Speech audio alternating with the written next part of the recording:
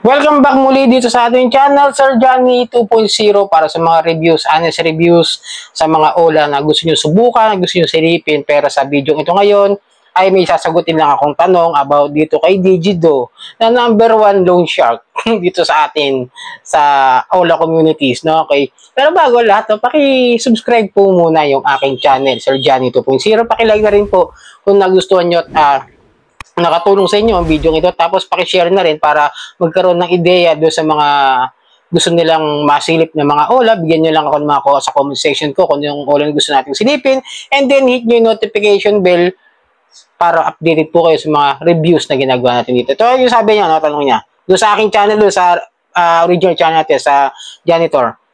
Sir Johnny, good day po. Ask ko lang po, may loan ako sa Digido na 4K. Nakatatlong hulog na ako na 906 sa kanila. Bakit di pa din nababawasan yung principal loan ko? Nadadagdagan pa, parang niloloko na po ako. Dapat ko pa bang bayaran sila? Nalilito na po ako. Salamat po sa sagot ninyo. Okay, talagang malilito kayo dyan, mga kadyani. Nakakalito talaga yung style ng Digido. Sa totoo lang na, share ko sa inyo experience ko kay Digido para mas magkaroon ako ng mas more insight na paliwanag sa inyo kung bakit ganyan yung ginagawa ng Digido. Na may utang siyang 4K tapos naguhulog naman siya. Nakapaghulog siya ng 3 hulog na halagang 906 na which is nasa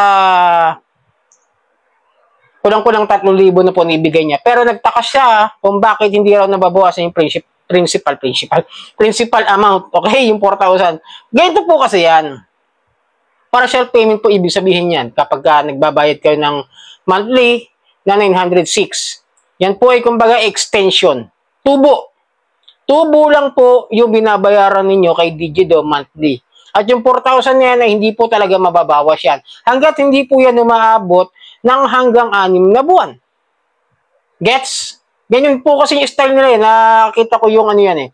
Yung ginawa nila nung sinubukan ko rin yung Digido. Nung wala pa akong ideya sa mga loan shark na mga ganyang klaseng OLA. No? Yung sa akin, I will state my experience na ako may utang na 3,500. Then may monthly ako na 2,200. Okay? Binabayaran ko yun, 2,200, 2,200, 2,200. Diba? Pero hindi nawawala yung main amount o yung principal amount na 3,500. After that, nung sinilip ko kung bakit naguluhan din ako, bakit ganun, hindi nawawala.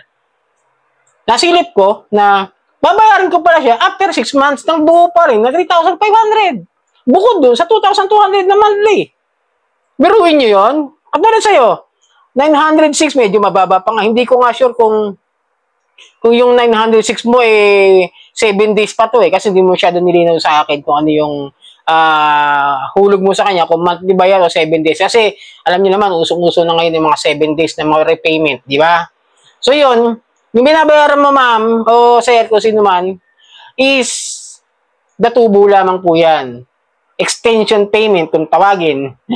Yun nga yung sinasabi ko sa inyo na etong si Digido talagang top, most, maaaring sabihin ko ng top 1 loan shark na OLA. Hindi sa paninirang puri, kundi pawang katotohanan lamang doon sa lending company na ito, na talagang ang dami rin problema na ngayon, rebook nga, pero umapila, nag-ooperate, at wala kasing lino na sinabi ang SEC kung dapat ba sila mag-ooperate, magpautang. Okay lang yun, maningil. Naintindihan ko yun. Talagang yun naman talaga yun na bago ma-rebook, magsisingil pa rin sila. Pero yung pag-ooperate at magpapautang pa rin sila, ay wala kasi masyadong malinaw na issue ang SEC about that. Walang order na, oy, bawal kayo magpautang ha.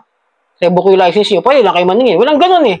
Wala rin linaw. Kaya ito, maapila yung si Digido about dyan. Pero linawin ko ulit, yung binabayaran nyo is extension payment o partial payment lamang po. Yung tubo lamang po yan. Kaya, kung kayo nagtataka, ba't di nga nawawala? Dahil talagang hindi mo awala yan. Hanggang 6 na buwan yan kung sa parehas pa rin na sitwasyon ng kanilang pamamalakad ngayon. Kung parehas pa rin yung nangyari sa akin, tingnan nyo sa ano nyo, sa apps ninyo kung ano yung ilang buwan yung tawag doon, yung dapat yung bayaran na 906 para mabuo yung 4K. Kasi sigurado, I'm sure na babayaran nyo pa rin na buo yung 4,000 na yan pagdating ng mismong month, due month ninyo. Okay, kunwari ngayon, July na. Nagbabayad kayo. Bumili lang kayo ng 6 na buwan. July, August, September, October, November, December. 6 na buwan, December, Pagdating ng 6 na buwan, babayaran nyo ng buo, yung 4,000. At baliwala yung 900. Yun po yun. Sana malinaw, no? Kasi minsan marami nalilito dyan, eh. Akala nila kasi, porket nagbabayad ng 900 o ano, partial payment is nawawala yung utang dapat. Masama pa nga yan, mga kadyani, no? Kapag nag-overdue ka, doon sa partial payment mo, na kunwari, yun nga, yung 900, tapos di ka nakapagbayad ng due date mo, nung araw na yan, inabukasan may dagdag na 100 yan sa pagkakaalala ko. Ang laki! Kasi kahit ako nagulat din nun, yung 2,200 ko, mabot lang ng 7 days, binayaran ko 3,000 plus na eh. Biruin mo yun, 1 week lang, yung tuto ko naging 3,300 na rin. Hindi ko alam kung 100, 150 something eh. Ganyan katindi yan. Biruin mo may tagin yung tubo na nga, tinubuan pa, tinutubuan pa. Diba? Ang dami reklamo niya si Digido. Kaya isa sa mga most complain ng mga OLA eh. So sana nakatulong ang video ko ito sa iyo. Hindi ko mabasa yung ano, kung babae ka ba o lalaki. Kay. Okay, kay. Babae.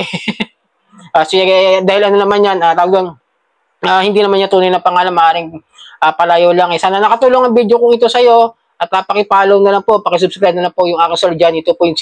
At marami pong salamat sa mga magsusubscribe, sa mga magla-like, sa mga mag-share ng aking video para mas magkaroon kayo ng mga ideya about sa mga honest reviews na ginagawa natin dito sa ating channel.